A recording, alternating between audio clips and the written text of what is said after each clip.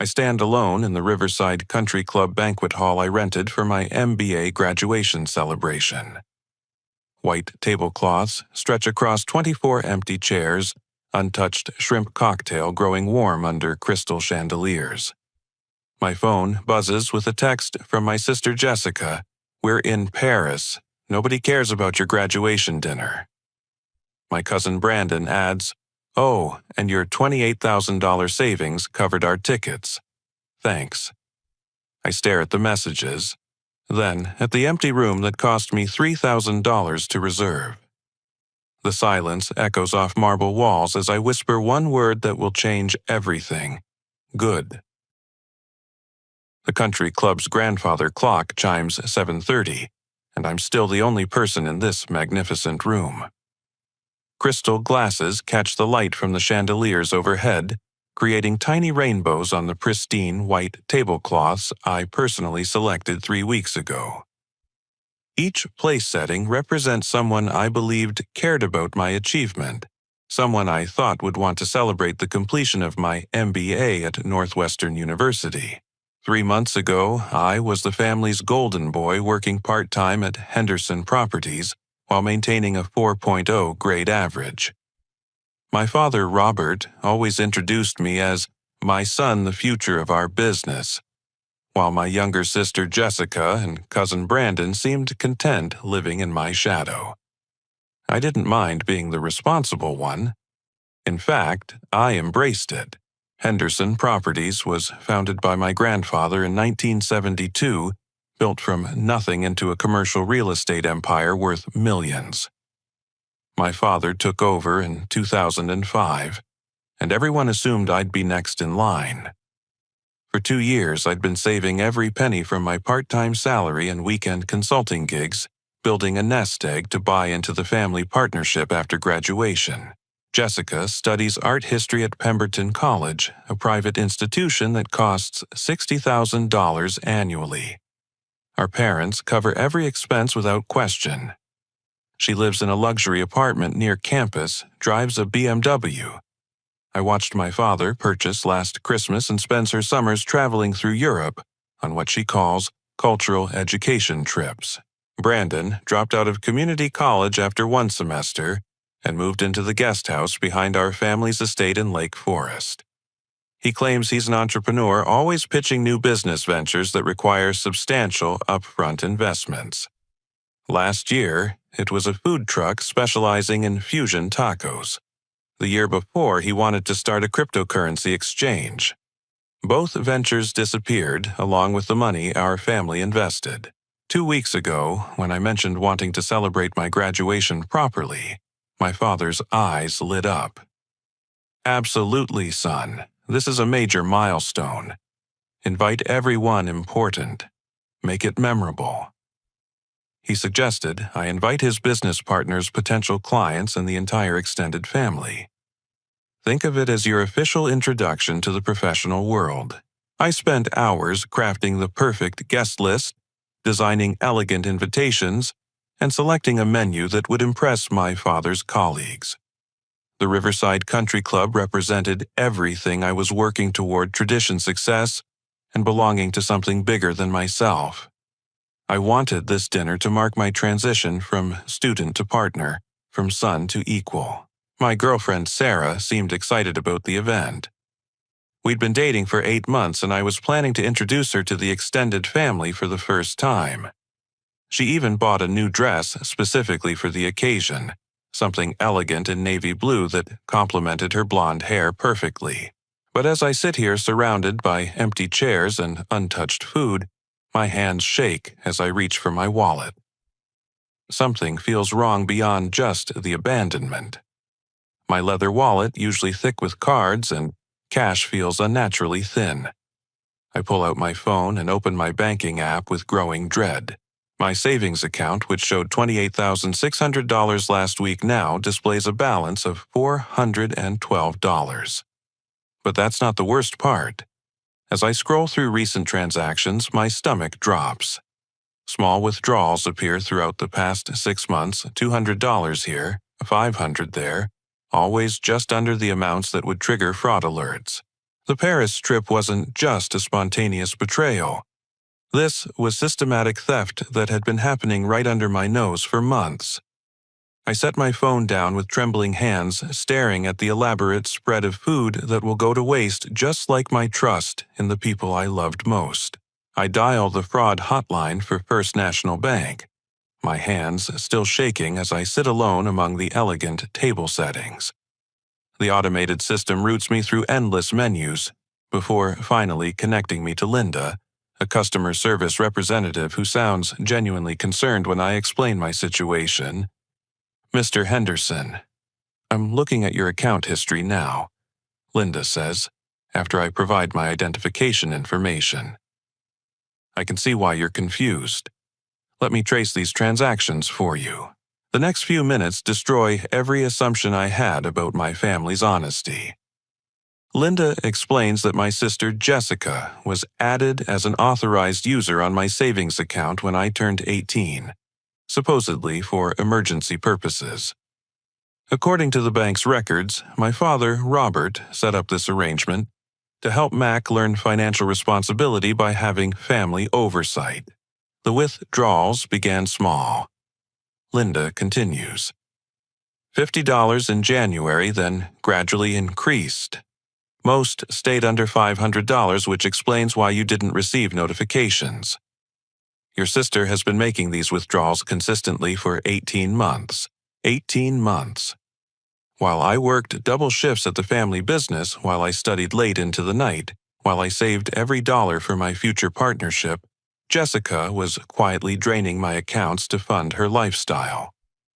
The food truck Brandon claimed he was financing with his own savings, the cryptocurrency venture that required a $10,000 investment, all funded with my money. There's another concern, Linda adds hesitantly. I'm seeing credit card charges linked to your account from someone named Brandon Henderson.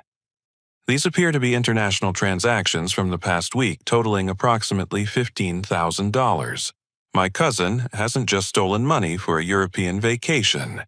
He's been using a credit card somehow connected to my financial accounts, running up charges I'll be responsible for. The Paris trip that Jessica and Brandon claimed cost $28,000 actually totals over $43,000 when I include Brandon's separate credit card spending. I thank Linda and hang up, then sit in my car in the country club parking lot, trying to process the magnitude of this betrayal. My family didn't just abandon my graduation dinner on a whim. They planned this theft carefully, using my own money to fund their escape while leaving me alone with the bills and the humiliation. I drive to Henderson Properties needing answers from my father. The building sits dark against the evening sky, but I have a key and know the security code.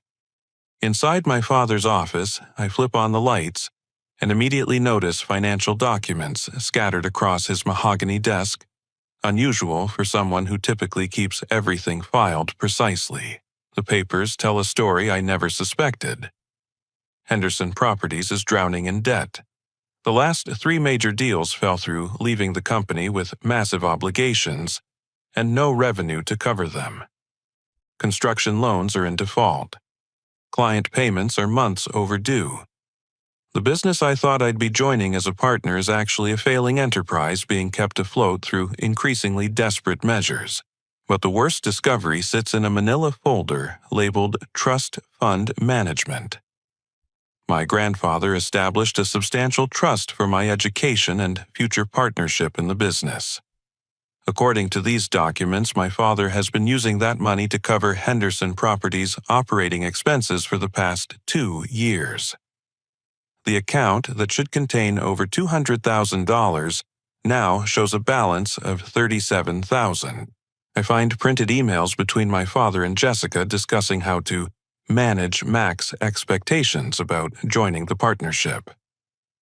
One email from Jessica dated 3 weeks ago reads, "He's getting suspicious about the money. Maybe we should let him buy in for a small percentage, just enough to feel important, while we figure out how to fix the bigger problems." Another email from my father responds, "Absolutely not. If he discovers the trust fund situation, he'll have legal grounds to audit the entire business." We need him focused on school until we can stabilize things. The Paris trip will buy us time. They never intended to let me become a real partner. They needed my money to keep their failing business alive while keeping me ignorant of the true situation. My years of hard work, my careful savings, my dreams of building something meaningful with my family were never part of their plans. My phone buzzes with a text from my girlfriend, Sarah. "Sorry, I couldn't make dinner tonight. Jessica called and said you canceled because of a family emergency in Europe. Hope everything's okay with Brandon and Jessica. Call me when you get back." The lies extend even to Sarah. My sister called her directly to ensure she wouldn't show up at the dinner, making my humiliation complete. Not only did they steal my money and abandon my celebration, they actively deceived my girlfriend to guarantee I'd be sitting alone in that banquet hall.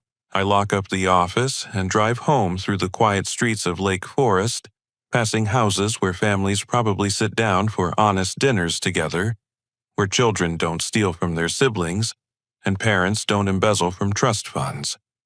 The family estate looks peaceful in the moonlight, its manicured lawns and Georgian architecture suggesting stability and tradition that apparently exist only on the surface.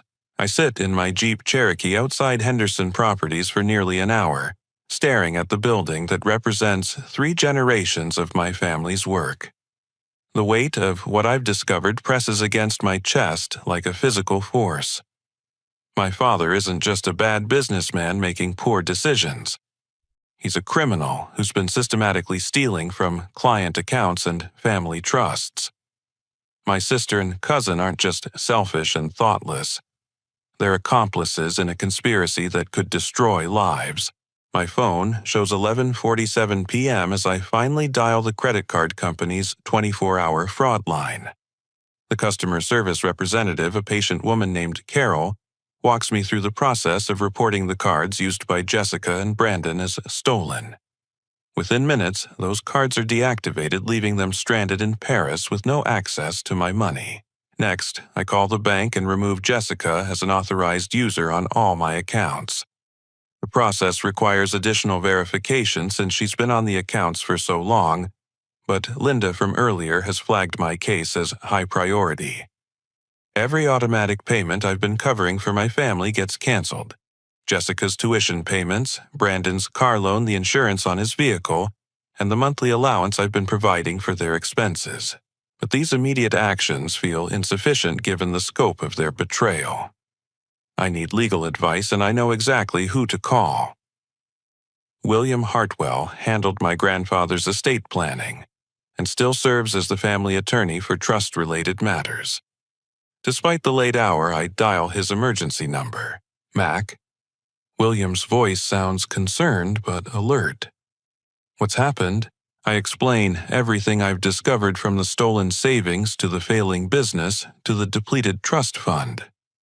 William listens without interruption, occasionally asking for specific details about dates and amounts.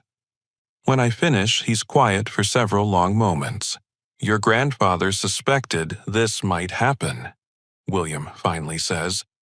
"He was brilliant but not naive. He built protection into your trust that your father doesn't know about. According to William, my grandfather included clauses that allow me to trigger an immediate forensic audit of Henderson Properties if I suspect financial misconduct. The trust also gives me the right to freeze all family financial accounts pending the results of that audit. Most importantly, I actually own 35% of Henderson Properties through inheritance provisions my grandfather kept confidential. My father has been operating under the assumption that he controls the company completely. There's more," William continues. "Your grandfather established a separate account with emergency funds specifically for situations like this. He wrote a letter explaining his concerns about Robert's character and his confidence in your integrity. If you want to take control of this situation, you have the legal authority and the financial resources to do it. By 2 a.m, I've signed papers authorizing the audit frozen family accounts and activated the protective measures my grandfather built into the trust. William assures me the process will move quickly since we have documentation of the stolen funds and evidence of business mismanagement. I drive home feeling a mixture of exhaustion and determination. The house sits dark and empty, with my parents presumably sleeping peacefully while their children commit crimes in Europe. For the first time in my life, I'm grateful for the silence. I need time to plan my next moves without their manipulation and lies. My phone rings at 6 a.m., waking me from restless sleep. Jessica's name appears on the screen and I answer to hear her screaming hysterically. "Mac, what did you do?" she shrieks. Our hotel payment was declined and they're holding our passports until we settle the bill. Brandon's credit card was rejected at breakfast, and now we're stuck in the lobby with security guards watching us. I listen to her panic without feeling the slightest sympathy. "You stole $43,000 from me, Jessica. Did you think there wouldn't be consequences? It wasn't stealing. It was family money and we needed a break after everything we've been through." "What exactly have you been through?" I ask. "Free college education, free housing, free car. Free everything while I worked and saved for years." She hangs up, but within minutes, Brandon calls from what sounds like a busy police station. His usual confident swagger has been replaced by genuine fear.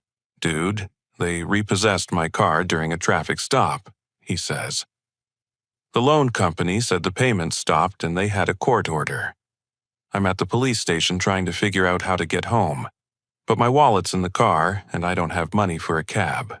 I explain the same thing to Brandon that I told Jessica actions have consequences and their actions were theft.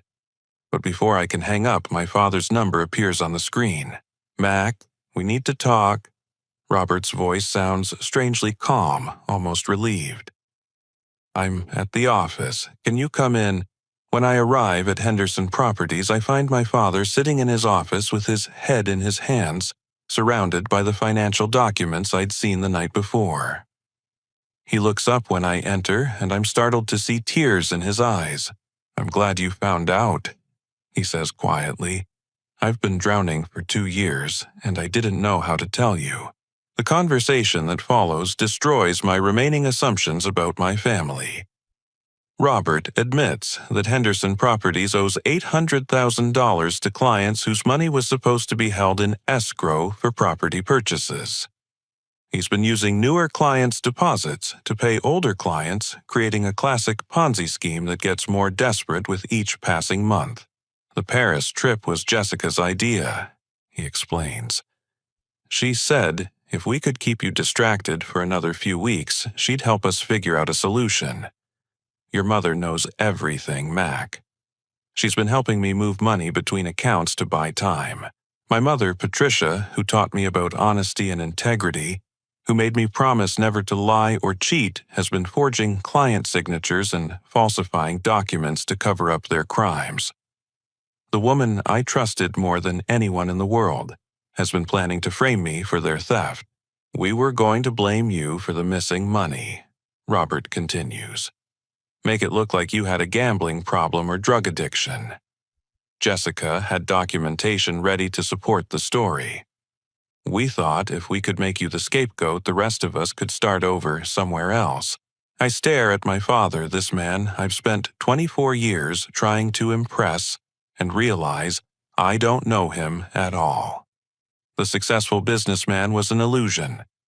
The loving father was a performance. The family legacy was built on lies that started long before I was old enough to understand. But as we sit in his office discussing the full extent of their betrayal, my phone rings with Jessica's number. This time, she's not screaming about declined credit cards. She's whispering frantically and I can hear genuine terror in her voice. "Mac, someone's following us," she says. "These men approached Brandon at a cafe and said they know about Henderson Properties. They want to meet about business opportunities, but something feels wrong. They know details about our family that strangers shouldn't know. I realize our family's crimes have attracted attention from dangerous people who may not be interested in legal remedies." Jessica and Brandon might be facing consequences far worse than frozen credit cards and repossessed cars. My father's office suddenly feels like a war room as I process Jessica's terrified phone call. The men following them in Paris aren't random criminals. They know specific details about Henderson Properties, which means our family's financial crimes have attracted the attention of organized criminals who view the missing escrow funds as a business debt. Who are the clients whose money you stole? I ask Robert, my voice steady, despite the gravity of the situation. My father's face goes pale as he shuffles through the client files on his desk. Most of them are local businesses and private investors, but there's one account that's been particularly problematic. He pulls out a thick folder labeled Meridian Holdings, LLC. Meridian Holdings invested $400,000 through Henderson Properties for a commercial real estate deal that never materialized. According to the file, Meridian is owned by Viktor Kozlov, a Russian immigrant who made his fortune in import-export businesses. The file contains newspaper clippings suggesting Kozlov's businesses operate in legal gray areas with suspected connections to money laundering operations. How long has their money been missing? I ask. 14 months, Robert admits. Kozlov's representatives have been increasingly aggressive about demanding updates on their investment. Last month, they threatened to involve their own investigators if we didn't provide immediate results. I call William Hartwell and explain the new complication. Within an hour, he's in the office with us along with a private investigator named Thomas Reed, who specializes in international financial crimes. Reed explains that criminal organizations often use legitimate investments to launder money, then become extremely violent when those investments disappear. If Kozlov's people are tracking your family in Paris, they view this as a $400,000 debt that needs to be collected one way or another. Despite everything Jessica and Brandon have done to me, I can't let them face physical danger because of my father's crimes. But I also refuse to simply hand over money to criminals without getting something substantial in return. I'll help them, I tell Robert and William. But the family needs to understand that everything changes after this. No more lies, no more theft, no more treating me like a fool who exists to solve problems I didn't create. I wired $25,000 to a trusted contact in Paris, a former college roommate named David, who works for an international consulting firm. David agrees to help Jessica and Brandon get safely out of France and back to the United States. But the money comes with conditions. They have to follow David's instructions. Exactly, they can't contact any family members until they're back on American soil, and they must return home immediately without any additional European travel. While coordinating their rescue, I'm also working with William to implement my takeover of Henderson Properties. The forensic audit reveals the full extent of my father's mismanagement: $800,000 in missing client funds, $300,000 in unpaid business loans, and $200,000 stolen from my trust fund. The business is technically insolvent, but my grandfather's hidden assets provide enough capital to cover the debts if managed properly. William presents my father with legal documents that transfer controlling ownership of Henderson Properties to me, along with full authority over all family financial accounts. Robert can remain as an employee with a reduced salary, but he'll have no decision-making power and will be subject to strict oversight for all business activities. You also need to understand that your wife and children will be held accountable for their roles in this conspiracy, William explains. Mac is being extraordinarily generous by not pressing criminal charges, but the generosity depends on complete cooperation with the recovery process. 3 days later, Jessica and Brandon return from Paris, chastened and humbled by their experience. Jessica's usual defiant attitude has been replaced by genuine remorse, while Brandon seems to finally understand that actions have consequences. They're both required to attend financial counseling sessions and submit to monthly account reviews to prevent future theft, but the most significant change comes from an unexpected source. Thomas Reed's investigation into Meridian Holdings reveals that Viktor Kozlov isn't just a criminal trying to recover stolen money. He's actually an undercover federal agent working on a long-term investigation into international money laundering operations. The missing $400,000 represents evidence in a federal case, not a debt to organized crime. Your father's theft inadvertently compromised an ongoing FBI investigation, Reed explains. But your cooperation in recovering the funds and providing documentation could help the Bureau complete their case against the real criminals. Agent Kozlov meets with us the following week, explaining that his investment in Henderson Properties was designed to track how criminal money moves through legitimate real estate transactions. My father's theft actually created an opportunity for the FBI to trace additional criminal activities they wouldn't have discovered otherwise. We're prepared to overlook the misappropriation of our investigative funds in exchange for your family's full cooperation with our investigation, Agent Kozlov explains. Your business records and client files could help us identify other money laundering operations throughout the Chicago area. Working with the FBI gives Henderson Properties credibility and protection while we rebuild the business legally. Agent Kozlov even recommends us to legitimate investors who are impressed by our willingness to cooperate with federal authorities and implement strict financial oversight. 6 months after that humiliating graduation dinner, Henderson Properties is operating with complete transparency, serving legitimate clients and building a reputation for ethical business practices. My father works as a senior sales associate under my supervision, earning back trust through consistent, honest behavior. My mother handles administrative tasks while attending therapy to address the psychological factors that led her to participate in financial crimes. Jessica has transferred from expensive Pemberton College to Northwestern University, where she's studying business administration while working part-time at Henderson Properties to repay her debt to me. Brandon completed an electrician training program I arranged and is starting his own legitimate contracting business with proper licensing and insurance. The transformation hasn't been easy, but it's been honest. For the first time in years, our family dinners include actual conversations instead of manipulation and lies. We're building relationships based on mutual respect rather than financial dependence. The morning after Jessica and Brandon's safe return from Paris, I'm reviewing financial statements in my new office when my phone rings with an international number. My stomach tightens, expecting more complications from their European misadventure. Mac Henderson. The voice has a slight Eastern European accent, professional, but somehow menacing. This is Mac. Who am I speaking with? My name is Viktor Kozlov. I believe we have mutual interests regarding your family's business affairs. I signal for Thomas Reed, who's been helping coordinate security measures and activate the call recording feature on my phone. Reed nods approvingly as I continue the conversation.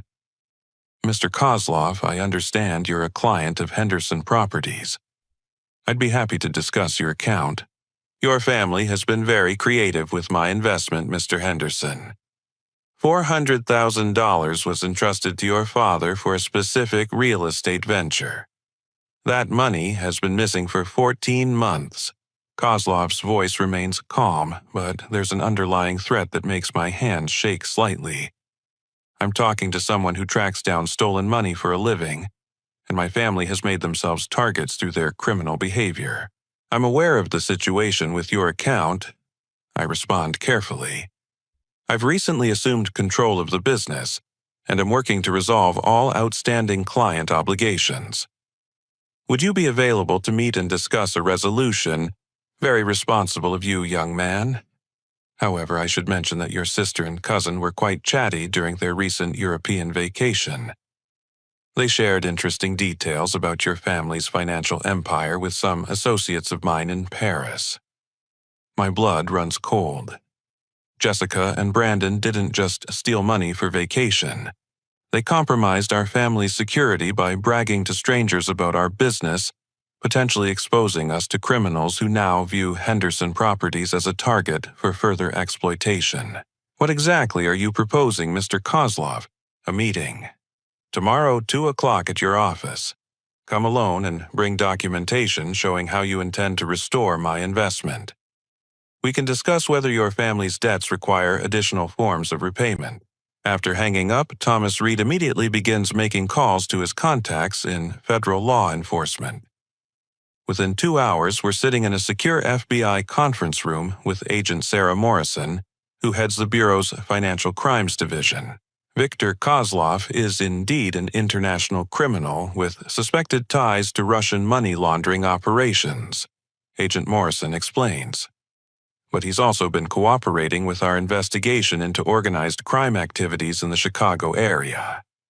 The $400,000 your father stole represents evidence in an ongoing federal case. The complexity of our situation becomes clear. Kozlov is simultaneously a criminal, a federal informant, and a legitimate victim of my father's theft. The FBI needs our cooperation to complete their investigation, but they can't openly protect us without compromising Kozlov's undercover status. Your family inadvertently became involved in a federal investigation, Agent Morrison continues. The good news is that your willingness to cooperate and make restitution demonstrates that you're not career criminals. The bad news is that Kozlov's criminal associates view your father's theft as a sign of disrespect that requires consequences. Agent Morrison proposes a solution that protects our family while advancing the FBI investigation. I'll meet with Kozlov as scheduled, but federal agents will be monitoring the conversation from nearby locations. The goal is to determine whether Kozlov intends to collect the debt legitimately or if he's planning to use our family's vulnerability for additional criminal activities. If Kozlov makes any threats or demands beyond simple financial restitution, we'll have grounds to arrest him and his associates, Agent Morrison explains. But you need to understand the risks. These are dangerous people who don't hesitate to use violence when they feel disrespected. I spend the evening preparing for the meeting while implementing additional security measures for my family. Jessica and Brandon are staying at a hotel under assumed names until the situation resolves. My parents have temporary protection from private security guards Thomas Reed arranged through his network of former law enforcement personnel.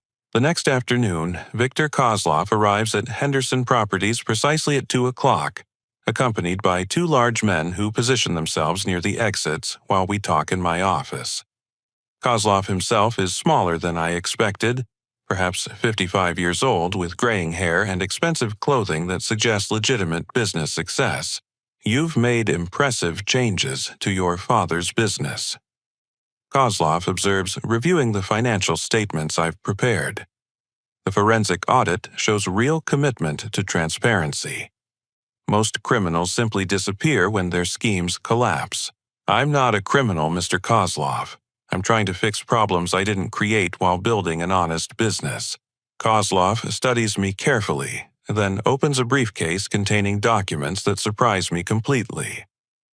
Instead of demands for immediate payment, he presents incorporation papers for a new company called Meridian Development LLC. I propose a partnership, Mr. Henderson. Your family's business has potential, but it lacks the international connections necessary for significant growth.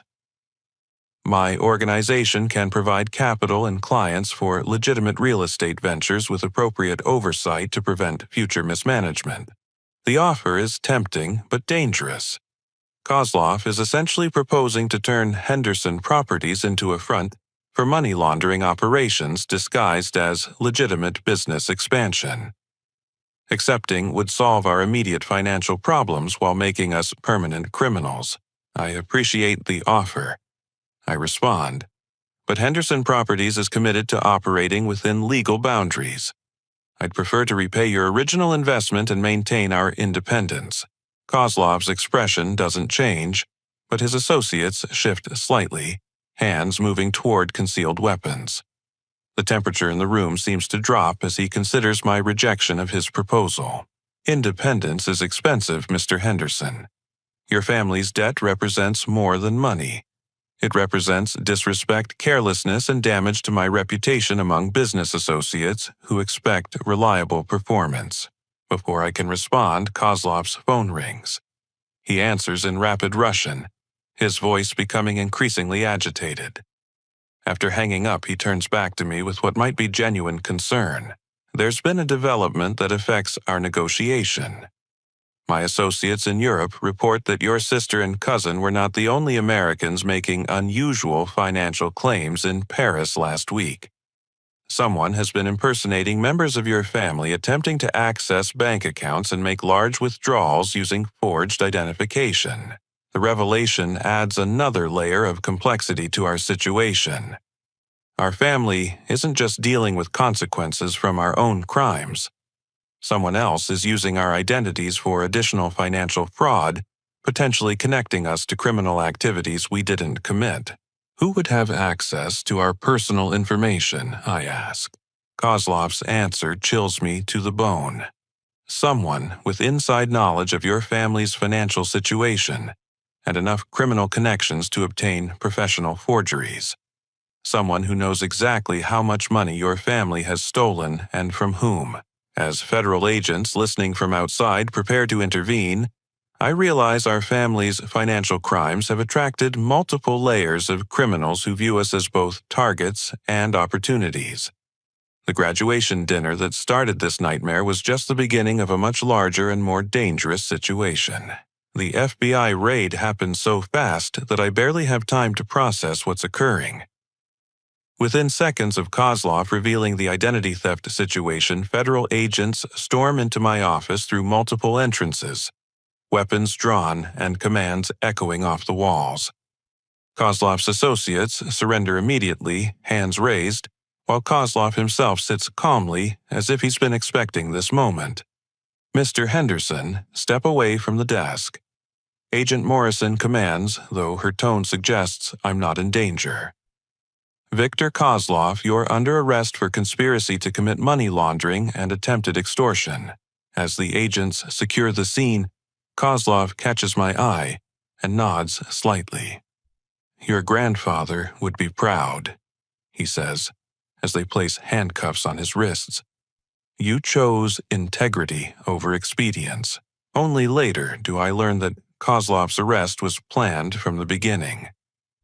The FBI needed evidence of his criminal activities, and our meeting provided the necessary documentation of his attempts to recruit legitimate businesses for money laundering operations. My refusal to accept his partnership offer gave federal prosecutors the clear criminal intent they needed for a successful prosecution.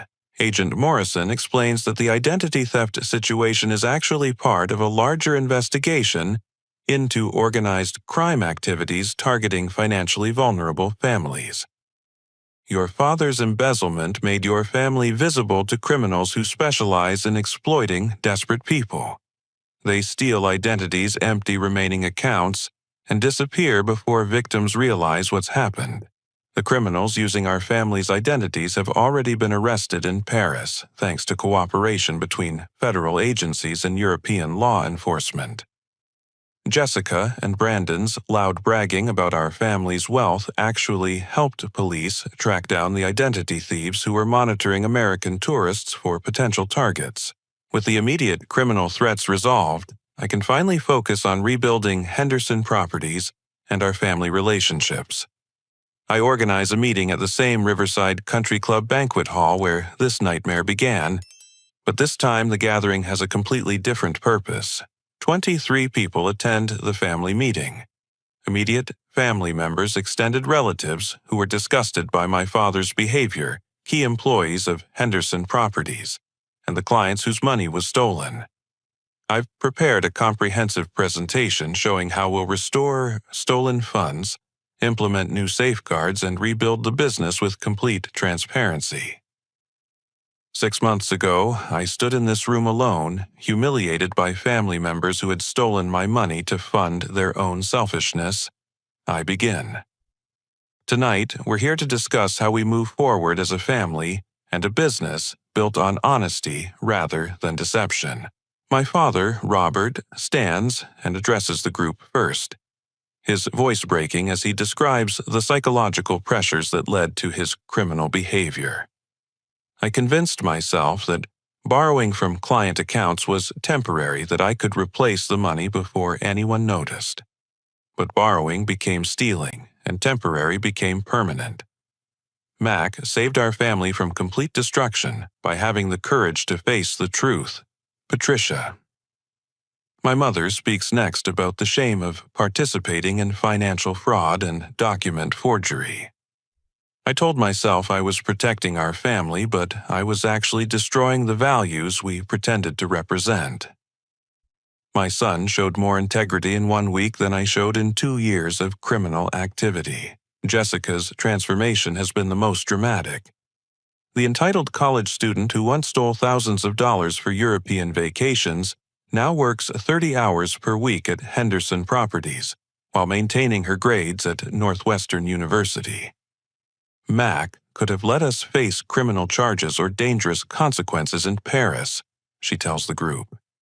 Instead, he risked his own safety to protect us while demanding that we take responsibility for our choices. Brandon addresses his criminal behavior with genuine remorse I've never seen from him before. I spent years thinking I was entitled to other people's money because I had creative ideas that deserved funding. Mac taught me that creativity without integrity is just theft with extra steps. The clients whose money was stolen have an opportunity to speak about how the theft affected their businesses and families.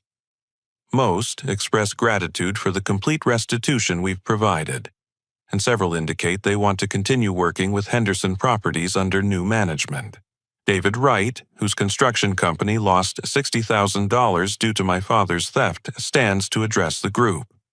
What Mac accomplished here goes beyond making financial restitution. He demonstrated that business ethics aren't just abstract principles. They're practical foundations for building trust that creates long-term success.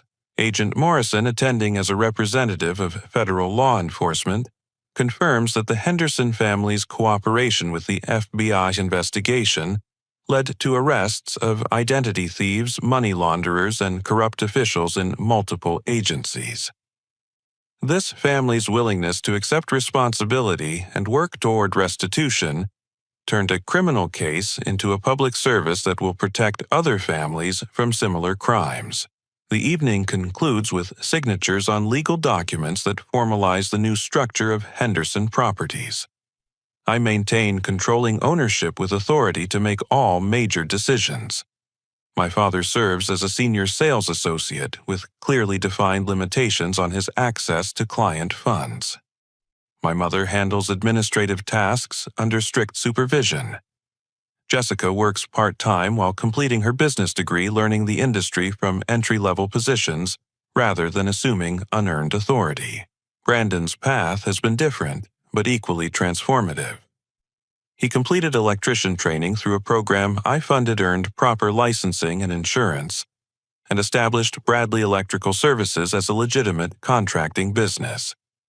His first major contract came through Henderson Properties, renovating our office building with completely honest billing and professional work quality. The most unexpected development comes 3 months after the family meeting. Sarah, my girlfriend who had been kept away from my graduation dinner through Jessica's lies, proposes a partnership that goes beyond our romantic relationship. She's completed her MBA in marketing and wants to help Henderson Properties expand into new markets while maintaining our commitment to ethical practices. I watched you handle the worst crisis imaginable with integrity and compassion, Sarah tells me as we walk through the rebuilt offices.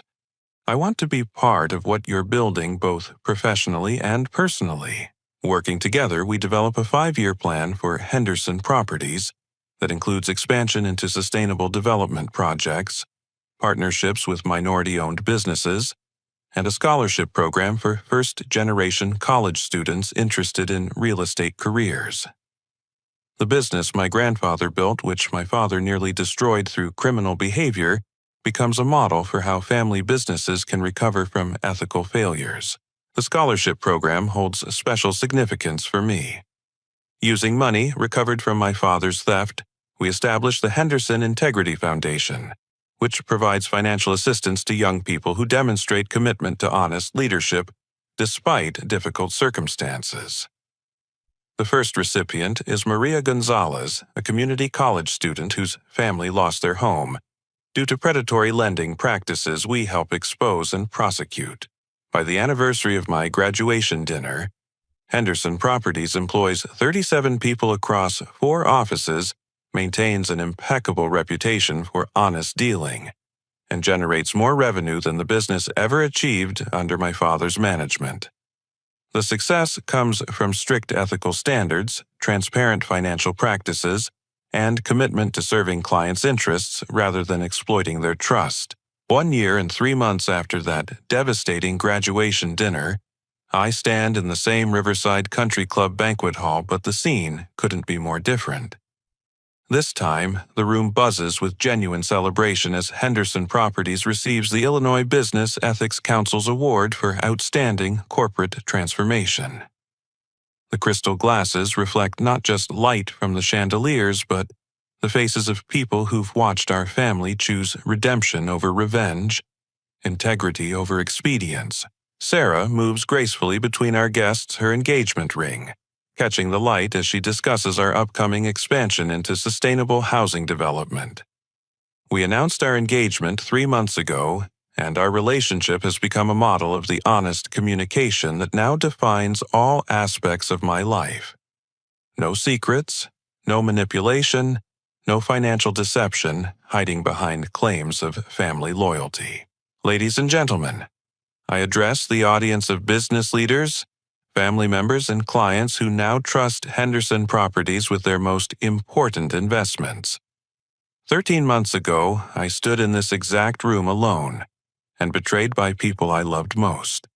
Tonight, I stand here with genuine family and real friends who've earned their place in my life through honesty and mutual respect. My father, Robert, sits at a table near the back, wearing the same expression of quiet pride he used to fake when introducing me as his successor.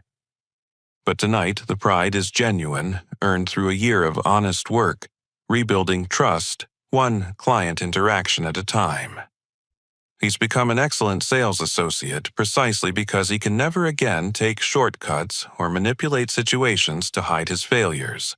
The real transformation began when I realized that betrayal, while painful, reveals everyone's true character. I continue, including your own. I could have chosen revenge legal prosecution, or simply walked away from people who hurt me. Instead, I chose to demand better from them, while still loving them through their failures. Jessica stands near the front of the room, holding the business degree she earned through evening classes while working full-time to repay her debt. She's been promoted to Client Relations Coordinator, a position she earned through demonstrated competence rather than family connections. Her biggest achievement isn't the degree or promotion, but the quiet confidence that comes from knowing she's building something real rather than living off other people's work.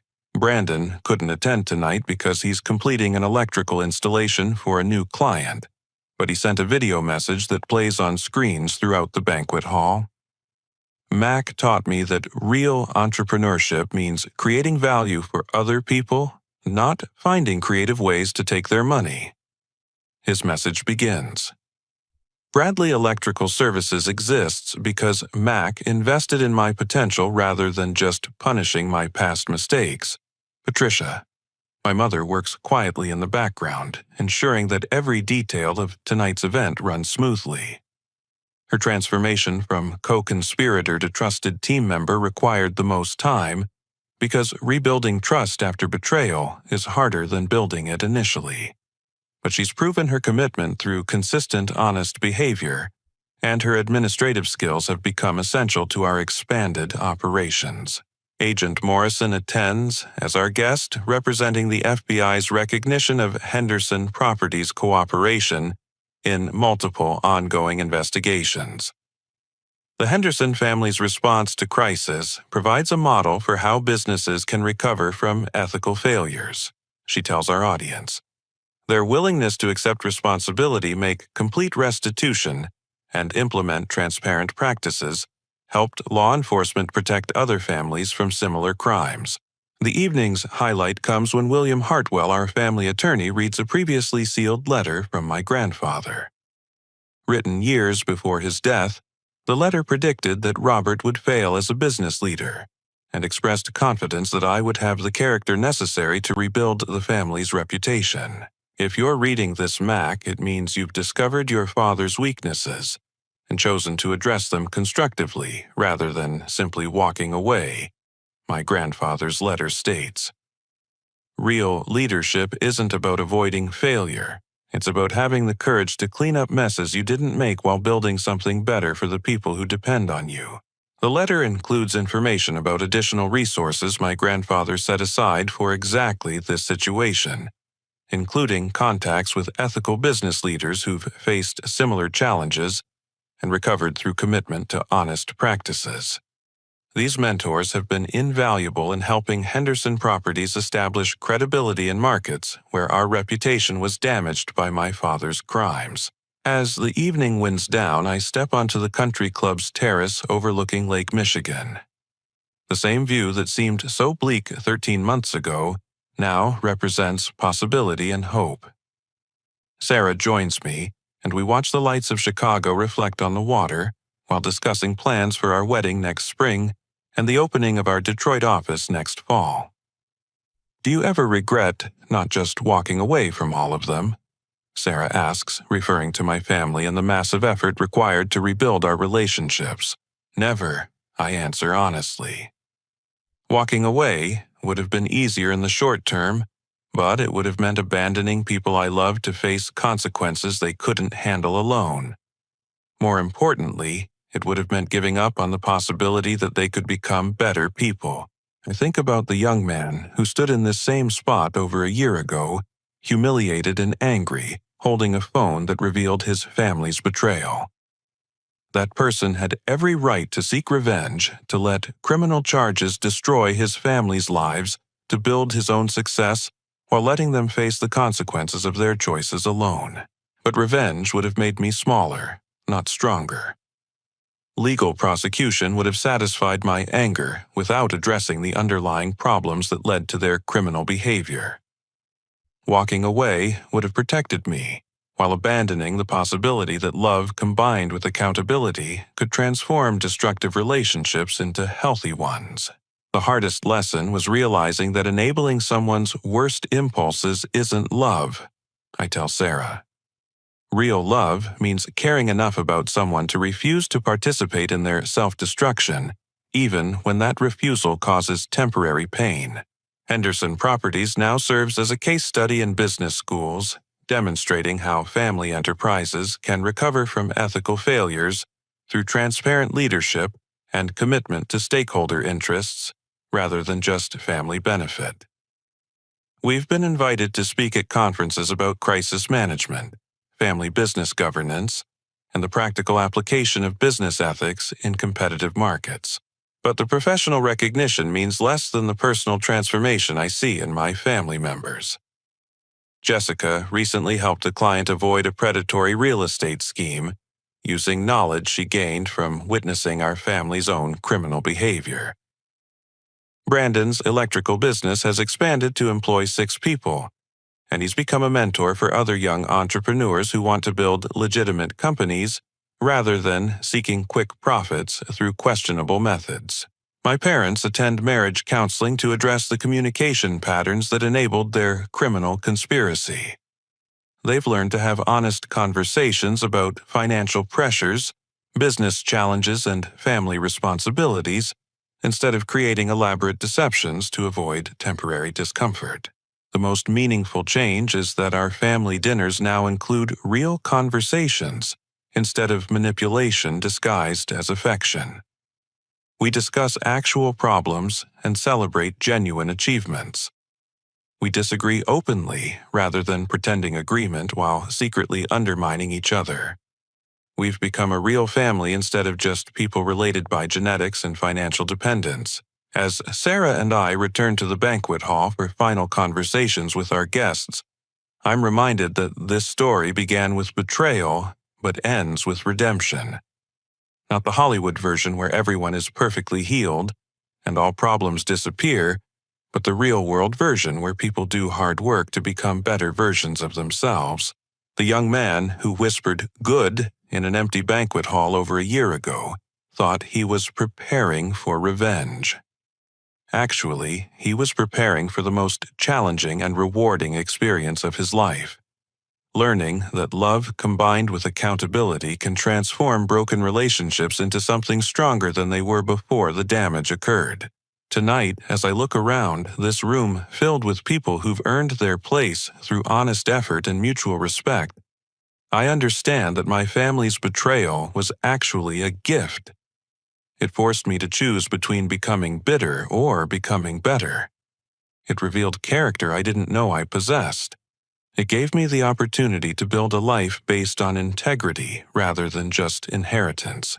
The country club's grandfather clock chimes 11:30, marking the end of an evening that celebrates not just business success, but the triumph of choosing hope over hatred when faced with the worst possible betrayal from the people we love most. Have you ever faced a moment when someone you trusted completely betrayed that trust in a way that changed everything you believed about your relationship? How did you choose to respond? And what did that choice teach you about your own character? I'd love to hear your thoughts in the comments below. And if this story resonated with you, please hit the like button to let me know.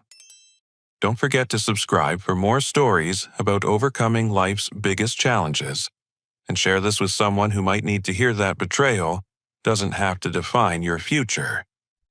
Thank you for listening to this journey from humiliation to redemption, and remember that the greatest victories often come from choosing to build something better rather than just tearing down what hurt you. Until next time, keep choosing integrity over expedience, and never underestimate the power of love combined with accountability to transform even the most broken relationships.